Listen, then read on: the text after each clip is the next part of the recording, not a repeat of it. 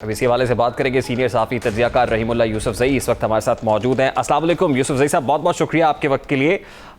امریکہ جو ہے 2 دہائیاں قیام کرنے کے بعد افغانستان سے نکل رہا ہے، لیکن ساتھ ہی ساتھ پریشر بھی بڑھ رہا ہے، انٹیلیجنس گیدرنگ ہے، وار فائٹنگ ہے، کاؤنٹر ٹیررزم ہے ملک کے اندر۔ اس حوالے سے جو پریشر امریکہ پر ہے، کیا اس پریشر کو پاکستان الٹیمیٹلی سسٹین کر پائے گا؟ جی بالکل، دیکھیں امریکہ اپنی فوج تو نکال رہا ہے 20 سال کی ناکامی کے بعد،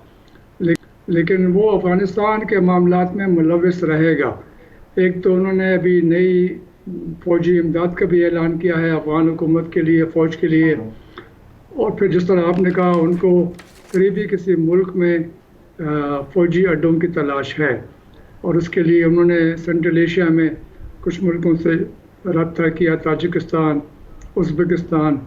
اور کرغزستان۔ میرے خیال میں تینوں نے انکار کر دیا ہے بقول ضمیر کابلوف کے،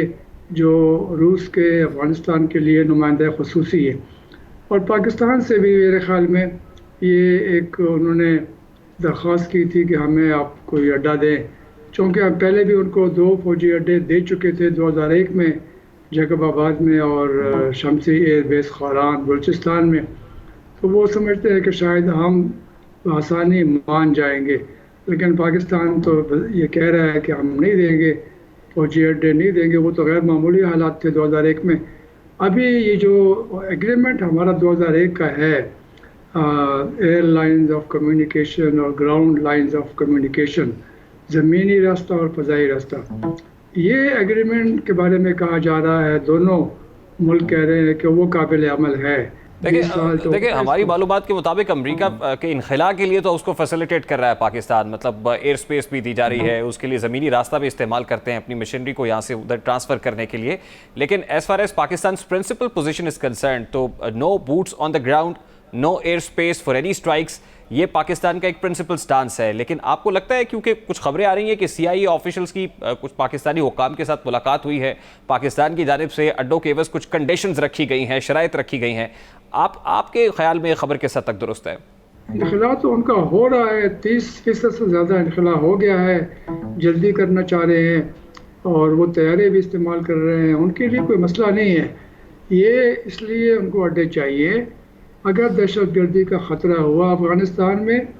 تو وہ یہ جا کر وہاں پہ ایئر سٹرائک کر سکیں، بمباری کر سکیں۔ اور چونکہ ان کے جو باقی فوجی اڈے ہیں قطر میں، بحرین، عمان، اردن اور ڈیگو گاشیا، وہ ذرا دور ہیں، تو یہ کہتے ہیں کہ ریئل ٹائم انٹیلیجنس، جلدی قریبی کوئی اڈا ہو وہاں سے حملہ کریں اور اس خطرے کا سامنا کریں۔ یہ مسئلہ ہے، یعنی آپ کی سرزمین پھر بھی استعمال ہوگی، پہلے بھی ہوئی۔ دوسری بات یہ ہے کہ امریکہ کا ہاتھ روکنے والا کون ہے؟ پہلے بھی جو ایگریمنٹ 2001 میں ہوا تھا اس میں لکھا تھا صاف طور پہ کہ کامبیٹ آپریشنز کے لیے پاکستانی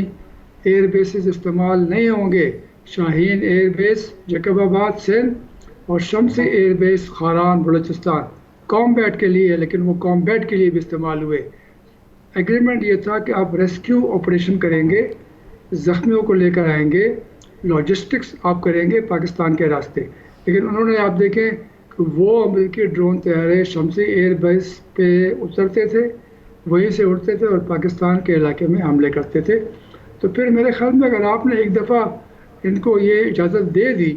تو پھر وہ آپ سے پوچھتے بھی نہیں ہیں۔ مجھے یاد ہے جنرل مشرف نے آخر میں کہا جب حکومت ختم ہو گئی کہ میں نے تو محدود پیمانے پر امریکہ کو یہ اجازت دی تھی، وہ تو اس کے بعد تو انہوں نے یعنی پوچھنا بھی چھوڑ دیا۔ جو بھی فیصلہ ہوتا ہے